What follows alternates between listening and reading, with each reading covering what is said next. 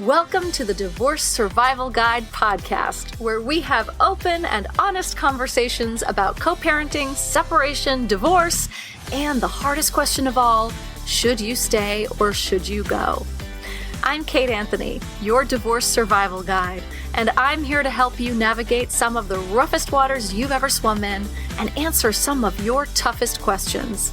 I've been to hell and back, and now it's my mission in life to help you get to the other side of this process with your sanity and your heart intact.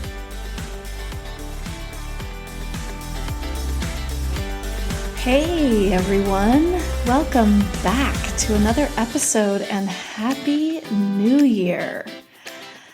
Who is super stoked to be done with 2020? This girl.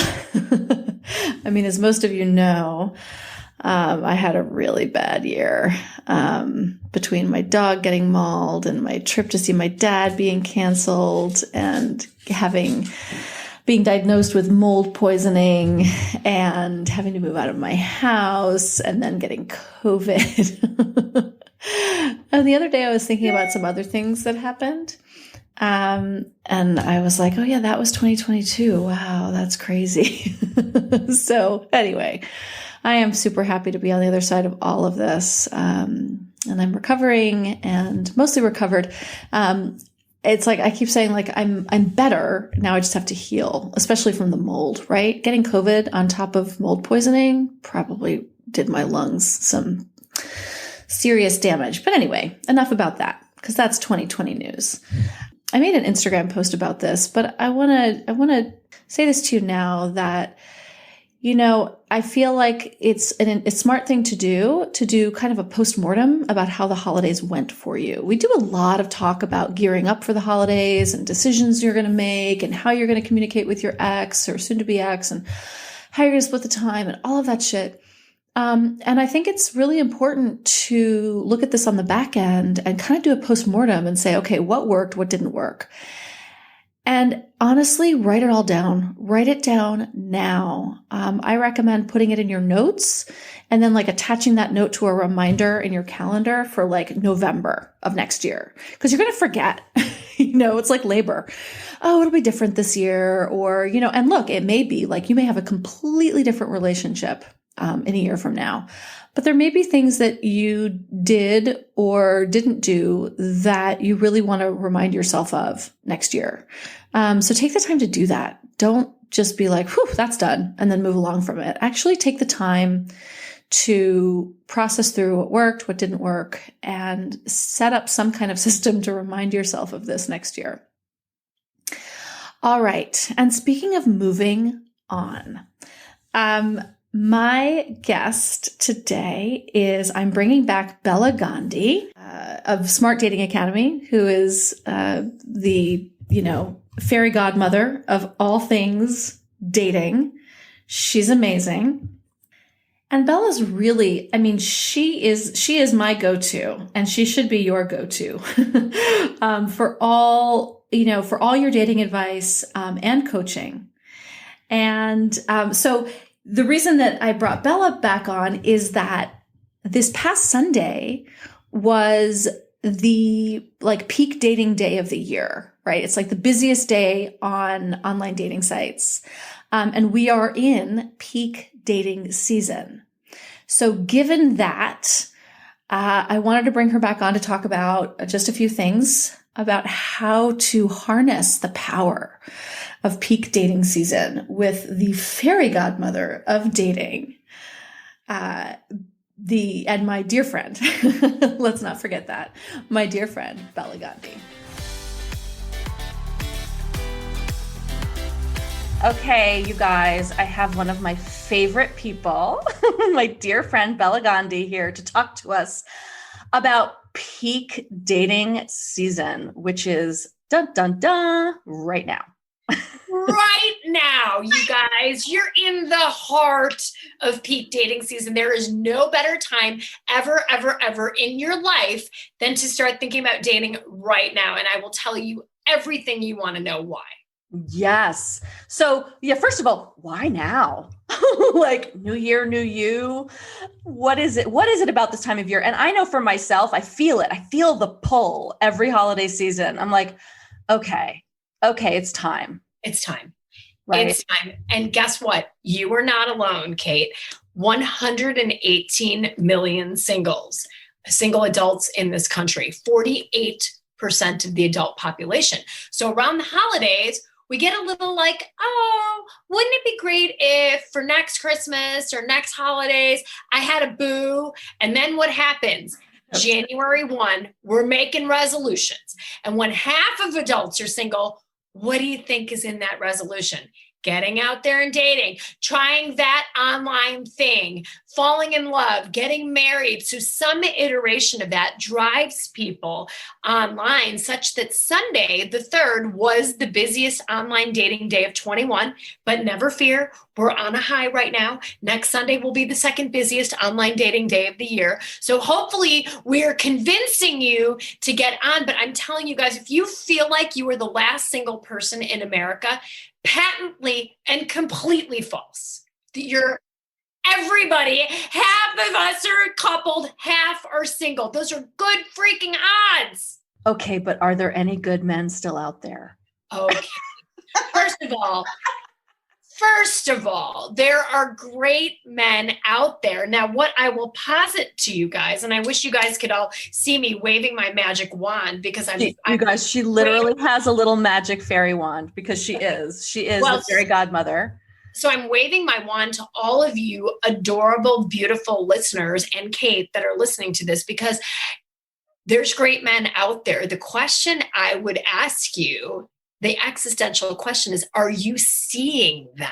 Yeah, right. That's really the question because so many people come to us like, oh, I go on these dates, but these guys are boring. When I hear the word boring, I hear dating pattern. What's the dating pattern in boring? When people come to me and say, I've been on dates and these guys are just boring, it tells me that you're looking for somebody potentially dysfunctional, somebody that doesn't treat you well, somebody that keeps you on edge, somebody that gives you butterflies in your stomach, somebody that activates your attachment system, that makes you feel like you did when you were little Kate or little Bella, and we were insecure and we didn't know if our needs were going to be tended to. And we take that into our adult relationships. And when someone tells me, I don't know, he's just boring, I'm like, oof, I think we have some work to do. And it's about unwiring those patterns and being attracted to. And yes, you can control who you're attracted to, and being attracted to high GHQ guys, high and good husband qualities. All of this stuff, you guys, is so possible. I promise you. I know it sounds like, wait, what? I'm telling you, I see great stories happen every day. Yeah. Yeah. It's funny. If I think about over the last, 10 years, 11 years, the people that I've dated who I thought oh God, I mean, there are a couple of them that legitimately are boring, but there are a couple that I let go for something, quote, more exciting. And it was always a bad decision. And it's not like I pine for the guys that I, walked away from, but I do think maybe there should have been a second date. Maybe there should have been a third date. Maybe there should have been a little bit of more time. There should have been more time. Right? More time. If I think it's boring, what you're saying, what you're telling me and everybody else, but in particular me, is that if you, Kate Anthony, is that if I think it's boring, then I should definitely go on a second or third date. Yes, absolutely. And if you guys have a lot of boring people, Bella at Smart Dating Academy, email me and I will help you through this. But really, all jokes aside, if you're feeling like, okay, he was really nice, he was interested in me, he asked good questions, but I just wasn't feeling it, that means go on a second date, like Kate's saying. And if that second date is a little better, but still that means go on a third date. What I want you to start to do is rewire yourself. And what we're going to do, that's not leading people on if you're not feeling it right away. It's called screening people in. I want you to change your screening process. Screen good guys in. Give them a chance because chemistry, ladies, can grow over time.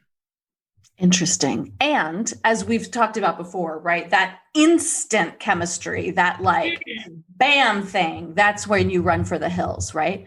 That's where you get bonked over the head with Houdini's illusion when you're feeling that instantaneous chemistry. And I'll say, everybody knows that one couple that met in the bar, had massive chemistry, slept together that night, and they're now married and living in the suburbs with 3 kids happily. But for the other 99, it doesn't work that way. So we typically operate on the rule versus the exception. So because everyone will go, well, I know this one I'm like, forget about that one person. Right. Lightning doesn't strike twice. The majority of people are like you and your husband, where you were friends for a really, really, really long time, right? And you were not remotely attracted to each other, or you weren't attracted, or what the... No, I was not. People say that all the time. My own father at one point says, how do you spend so much time with a guy?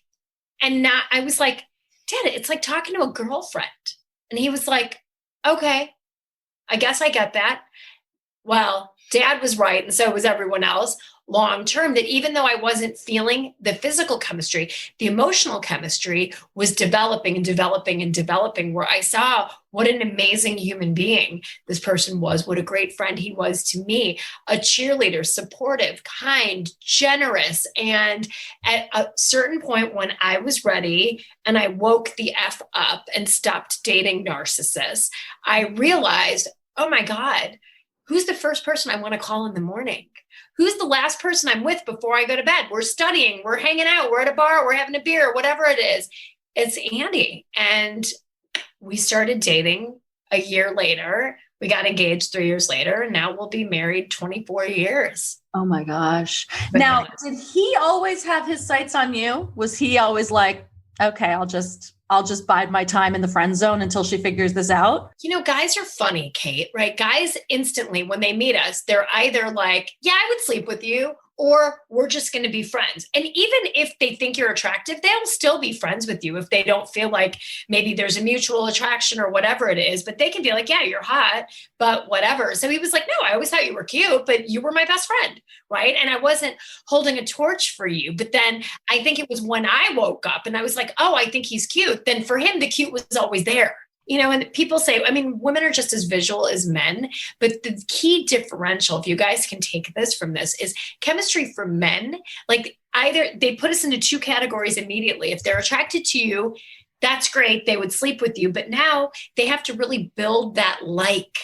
And that's why we date slowly, right? So if they're like, you're hot, but now it's up to us to drive that bus and to take things slowly and to let them have this emotional connection where they're like, where have you been all my life? I want to be with you. You're the soft place to land after work. I want that. Yeah, I want that. I want that. So here's something I hear all the time. So, you know, my audience, right, are people who are, you know, a lot of them are just getting out of their marriages. Yeah. A lot of them are just getting out of marriages with toxic abusers. Or at least like narcissists, or, you know, and some of them not, but like a lot of them are, right? And so what I see happen a lot is that, especially my Facebook group, is that women start dating and they're like, oh my God, I met this guy and he's so amazing on like Bumble or Tinder or whatever. And he's so amazing. We were texting and blah, blah, blah. And then something, right? And then something happened and I don't know what happened. And God, he was so amazing. Or it doesn't even matter. Like there's he's so amazing, right? With someone that they've known for like a couple of weeks. 5 minutes. Yeah. Right. And you know, I always say to people who are in that situation, like, people are like, should I date? How long should I wait? How long? And I'm like, fucking date, like learn. There's so much information to learn about yourself through the dating process, but just date and don't. And here's the rub, you guys. If you've been with a toxic abuser or a narcissist, people tend to do what's comfortable versus what's right. And first marriages end up with a 50% divorce rate, but second marriages have a 67% divorce rate, right? And why is that? It's because we do the same shit again. Right. And the guy that feels amazing can sometimes end up being reminiscent of our ex and our toxic abuser. And we're like, but I thought, and it can be really intoxicating in the beginning, because the guys that are narcissistic, right, when you're the object of their affection for that 5 minutes, they will treat you like the queen that you want to be treated. And especially when you've come out of something where you've been neglected, abused, told you're ugly, told you're fat, told you're worthless, and you'll never meet someone else. And suddenly along comes this man that is like, where have you been all my life? I can't wait for my friends to meet you. I can't wait to take you to my house in Cabo on the second date. And you're like, well, Heidi ho. This is what, thank goodness, it's my turn now. And that's a wolf in sheep's clothing. Anybody that's too fast and furious and spins your head around. And if you use the word amazing in 3 dates, you guys, red flag. Right. And it's a red flag. And it's right. And it's not just a red flag about the person, but it's also a red flag about your response and your like receptors, right? Yeah. Because this is like a discernment process. Like you don't know if someone's amazing after 3 dates. You just don't know. Maybe they are, but maybe they're also just a human, right? With flaws, and you're not going to know for a long ass time. And remember, 3 dates, you've known this person for 6 hours, 360 minutes, right? You can't know that someone's amazing in 360 minutes, maybe 360 days, right? Yeah. But really, when I put it into perspective for people like that, it's like, oh my God, Bella, what do you mean? Like, you shouldn't get exclusive with someone until 15 or 20 dates. That sounds insane. I'm like, think about it. Wow. You're saying I'm going to shut off my pipeline and be exclusive with you and call you my partner and call you my boyfriend after 15 hours, right? That's not even a day. Right. Yeah. Right? It's a waking day. Think when you put it into terms like that, we're never taught how to do this, right? This is some of the most important stuff we should be taught when we're in high school. Right? And what are we taught by? We're taught by what we see at home, or we're taught by what we see in the movies, or what we see on Netflix, right? Or what we see people around us doing. Yes. And what we hear in quote love songs, or right? Right. It's insanity.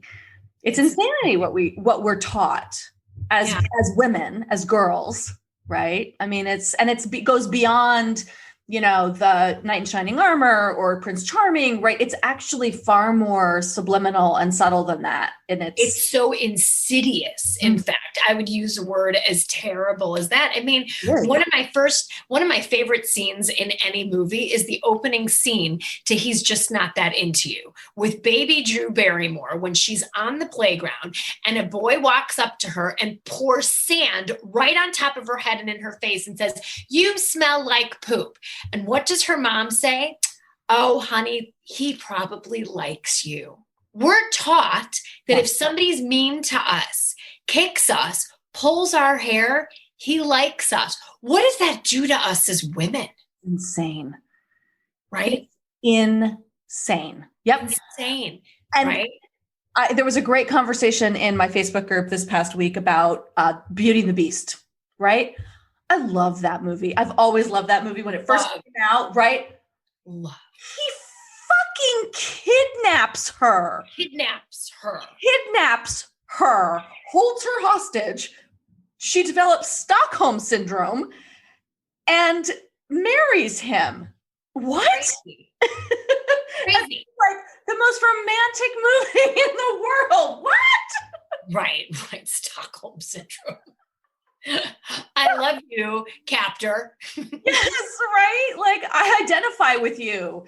You're just a sad, big beast who needs love to be able to become a better person. Oh my God. How about choose the better person?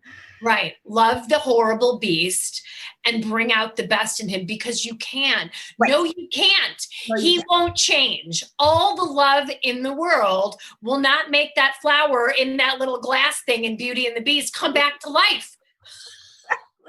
Well, I talk about this all the time about in like toxic relationships. What we do in toxic relationships, right, is that we see this nugget of gold that is buried really deep beneath a big giant pile of shit. But we know the nugget of gold is there. And so that's all we focus on. And we ignore the big pile of shit, or we spend our entire fucking lives slogging through shit, trying to get to that nugget of gold, which is basically what Belle does in Beauty and the Beast. And not only is it a nugget of gold, it's fool's gold. Yes. It's not even real gold because that nugget of gold was an illusion. Like we talked about in the beginning, right? It's like the beast is the beast. And maybe the beast had a moment where the beast was lovely, right? But that's the beauty of movies. The beast can become beautiful. But here, you can't fix certain things, ladies. You can't fix that. And so many of us are like, I can fix anything. I can nurture anything because that's how we were raised, right? Especially if you're 40, 50, 60, 70 years old, right? We were taught to be caretakers and just give love and love on someone and you can make everything better. But there's certain things you can't change. And if someone doesn't treat you well in the beginning, never ignore those red flags. Yep. Yes. Never, ever, ever. And, they're going to treat you really well for like the first couple of, dates or interactions or whatever. But there may, right, be a time when it changes, when it turns. And that's your first red flag. That is your first red flag. And one key thing that I teach people is that at the latest, that red flag usually comes out 4 months after exclusivity. And that's if you've been sweeping shit under the rug already. Like by 4 months of exclusivity, you're like, wait a second, why was I cool yesterday? And today he says I'm annoying, right? And then we start to question ourselves. Right. Like, oh my God, maybe I texted him too much. Let me not be annoying, right? And that's where the toxicity really starts. Yep. Amen. So, all right, let's get back to peak dating season. And how do we harness the power and the numbers for ourselves? Okay. She's got the magic wand again, you guys. Waving wand. I wish you guys could see us just giggling and laughing. The best thing for you guys to do is if you're thinking about it and the thought of being on a date excites you, even if you're separated, okay, I have a lot of separated people in our practice, right? I have nothing against anybody that's separated. You could have been in a marriage for 10 years that has sucked and you have done your work and you have healed and you are ready to emerge alive. If the thought of dating makes you excited, puts a spring in your step and you're over the anger, the bitterness, you have the closure, the thought of being with a healthy partner excites you and you know your role in the divorce, get yourself out there. It's peak dating season. Have 5 to 6 great photos.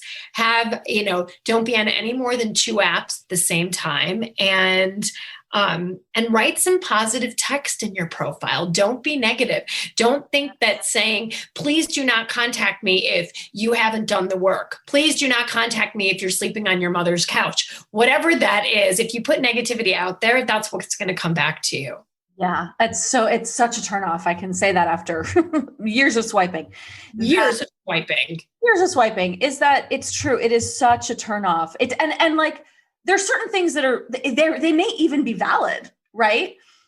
But you're great. We went through my profile, I don't know, a few months ago, and we were talking about how like, there's something about like, for me, I want someone to be fully divorced. Like I have been divorced for a really long time and I've dated people who are not fully divorced and they're still in a certain level of process. And it feels, and also given what I do, like I end up working in a relationship with someone. You become a therapist immediately. Exactly. And so, but there's a way to spin that positively as opposed to like, please don't contact me if you're not fully divorced, right? There's a way to spin even your, preferences as, as a positive, not negative, right? Because there's certain things that are valid for you to put in your profile, right? 100%. Like you want to, and that's such a great way to say it, Kate. You can take anything, take the reciprocal of something negative and it becomes positive, right? Okay, that's not mathematically correct, but let's just go with that for a second. I know. You can say, for example, I really want you to have your shit together. Right. And because I do, for example, but what you can, so that can come off negatively. Okay. And I'm just throwing examples out there. What you could say is, you know what, I'm really excited to meet a true grown up. Right. And that says it really positively and not in a negative way. A man that knows where he's been and knows where he's going. Right. There's so many different ways that you can say things. And sometimes we write our profiles thinking, okay, let me just get something up there so I can get on there and date. But ultimately that stuff matters. And having a good profile and having good photos, it is not one day's work. You really want to think about this. You really want to know what's appealing about yourself. What are little interesting nuggets about you that no one else has, right? Maybe you won a hula hoop contest when you were in the 5th grade, right? Like fun little things that can not only position you as the fun, cool, smart chick that you are, but also give that dude or that woman or whoever you're looking for something to start a conversation with you about. That's the biggest thing, right? Is the hook, right? Is that you want to provide something for them to grasp onto, right? And I think that's one of my biggest complaints in dating profiles that I see is that there's nothing I can. There's just not it in LA. My son has taking my Bumble and swiping with me. How old is he again? He's 15. 15 and a half. And it's the most fun that he loves doing it. And I told him a long time ago that in LA, one of the biggest things is everyone says that they like to hike, bike, beach, yoga. Like I can't. And he was like, oh, come on, mom. And now we go through it. And he's like, oh my God, you're so right. There's nothing interesting about that. Like we live in LA. Of course you like to hike and go to the beach and do yoga and go to the rec. Of course you do.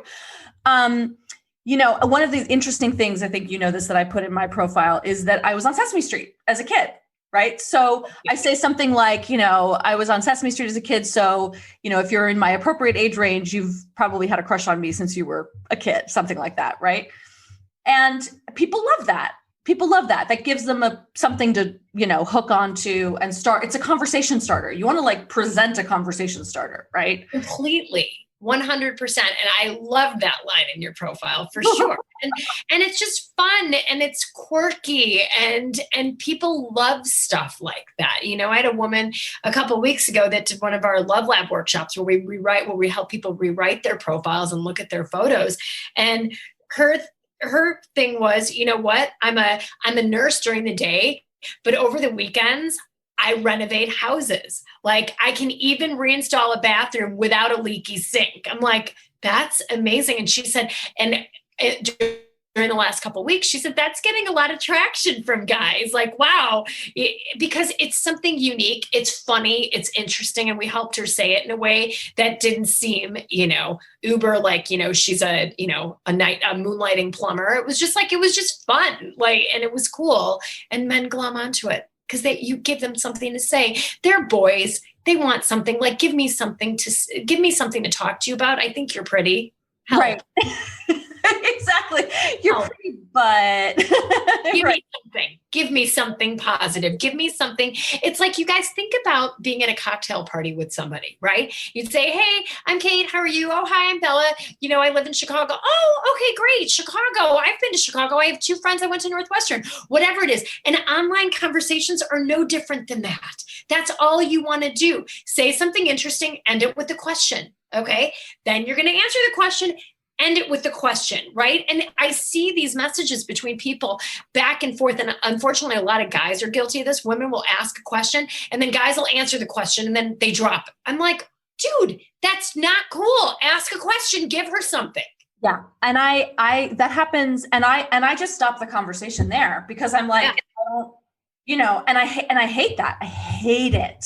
It's my biggest pet peeve about just like the back and forth is that like, and for me, it feels like a feminist issue. Like, okay, here we go. You're going to put the labor back on me. So like, it tells me exactly who you are. If you're not curious and you're putting the work back on me, I'm, maybe I'm out too soon, but it's one of those things that just gets under my skin. Yes. Yeah. Always end whatever your response is with another question. Keep the conversation going. Because again, if you were at a cocktail party, like you would never do that, right? And if you did, people would like walk away from you, right? If you were like, my name's Kate, how are you? Oh, I'm Bella. Hey, yeah, great. How are you? Where do you live? Chicago. Right. Like, that would be weird. It's as stupid as if someone's like, hey, how are you? You're like, fine. Now what? Okay. Now what? Crickets are chirping. Don't do that. Ask the question back, even in the messaging responses. And it's so important to do that. And I think once you guys message back and forth and you get normal people that are messaging back and forth with you, and by the way, Kate and I are both giving you permission. If someone just answers your question, try one more. And if he doesn't lob it back again, you're done. Okay. Permission to bless and release him back into the dating world, right? And look for someone who wants to date you and is conversant. And then if the messaging goes well, ladies, don't agree to go on a hike, bike, beach, yoga date in LA or wherever you are right away. Take it to the phone. Always. Talk on the phone. Okay. And now, because the pandemic has had a couple of silver linings, and one of them is the addition of video to all of the sites, the comfort level that people have with video. So after you talk on the phone, I'd say a 10 to 15 minute phone conversation is plenty. Crazy cannot keep crazy in the closet for more than 10 minutes. Okay. I said that. Should I say it again? Crazy cannot keep crazy in the closet for more than 10 minutes. Crazy comes dancing out like, So if the person is crazy, just, yell and scream and say, oh my God, my cake is burning. The house is on fire. Get off the phone. But if that phone conversation goes well, which it probably will, take it to the video. Yeah. Okay, do the video. The video is amazing, you guys. My clients have said it has changed their dating world, their dating lives, and it makes dating less disappointing. It makes it less random because suddenly you have seen this person. You've seen what their background looks like. You've seen how they present themselves on video. 30 minutes, just say, hey, how would you like to have a tea tasting from 5 to 5:30? How'd you like to have a glass of wine from 6 to 6:30? Put boundaries on it. Do that. And if that video date goes well, do it again. Mm-hmm. You don't have to go run out and meet somebody in person. It's pandemic, right? It sucks. Yes. You know how I feel about, I am like, like we're going to be on video for a while, and then we may have a socially distanced masked walk somewhere. Exactly.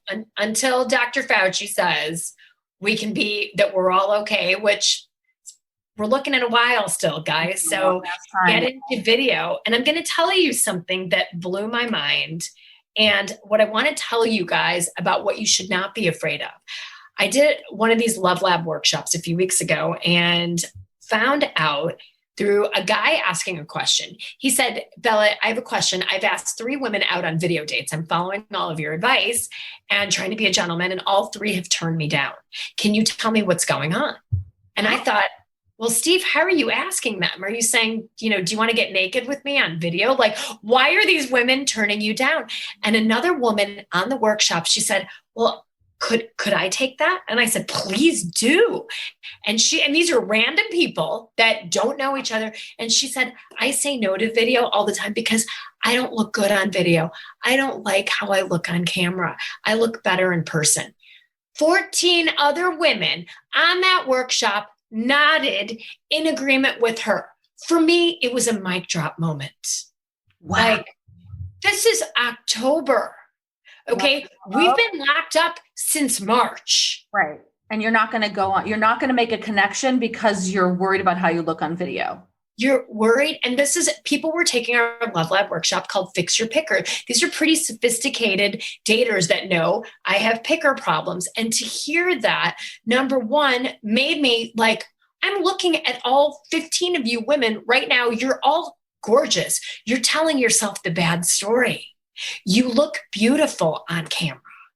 And he was so great. And he's like, all of you think you don't look good on video. And he's a straight guy, really attractive. He's like, I would date any one of you. And I'm not trying to be creepy. You're all beautiful. Don't say no to video dates.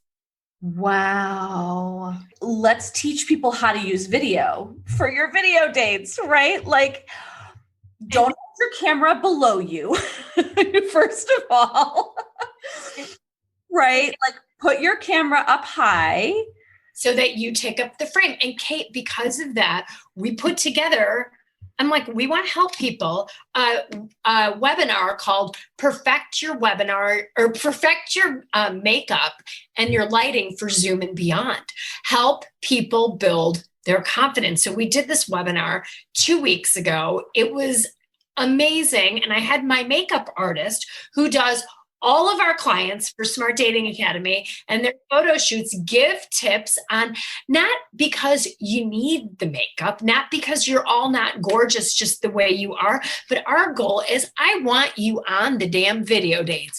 And if you need to learn how to up your game in makeup, so help me God, we're going to give you a course that's going to help you do that. And we had 80 women on the course. Wow. For 2 hours, and we were granular, and every one of them said they feel better about dating. Guys, look at yourself in the mirror and say, what's holding me back if I don't want to do video? Right.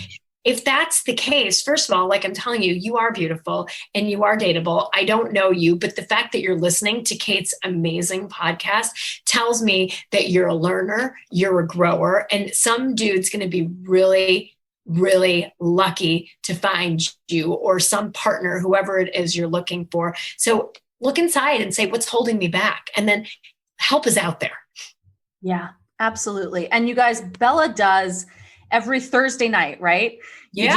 IGTV and Instagram Live with all of these tips. You did a makeup one last couple weeks ago, right? You did a makeup one on Instagram. So if you go to Smart Dating Academy and check out your IGTVs, there's like a ton of stuff there. There's a ton of content about all of this, right? Yeah, we do different. Yes. So we do the IGTVs that we do.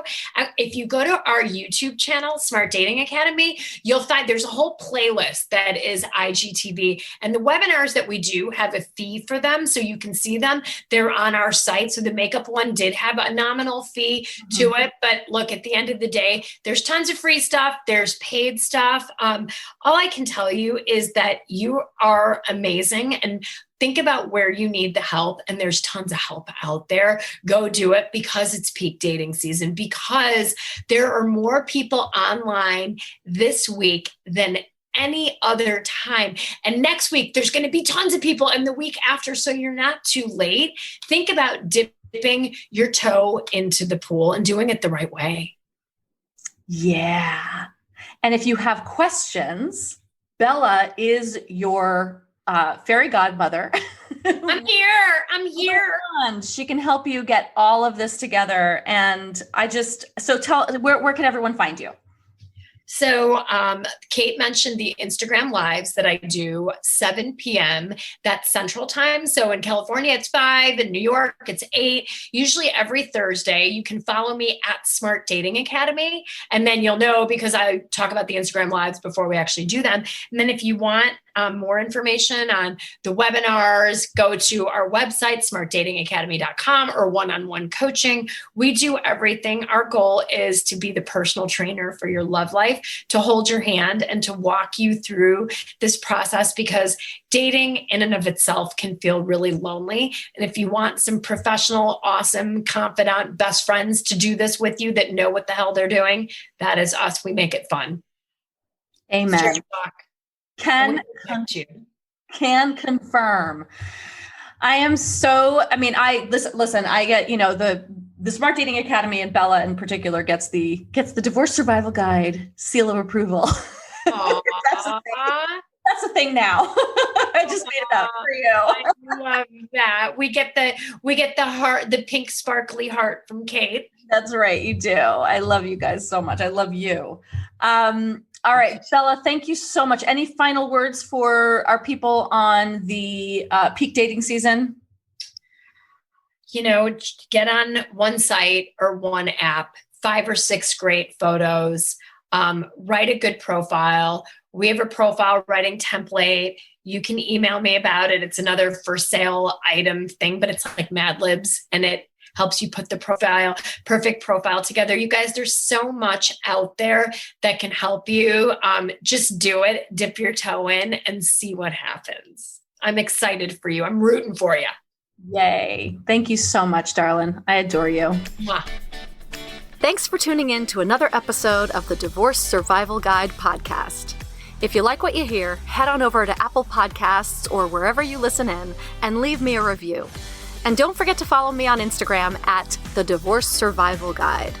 I'll see you next time. And until then, remember, you, my love, deserve to be happy.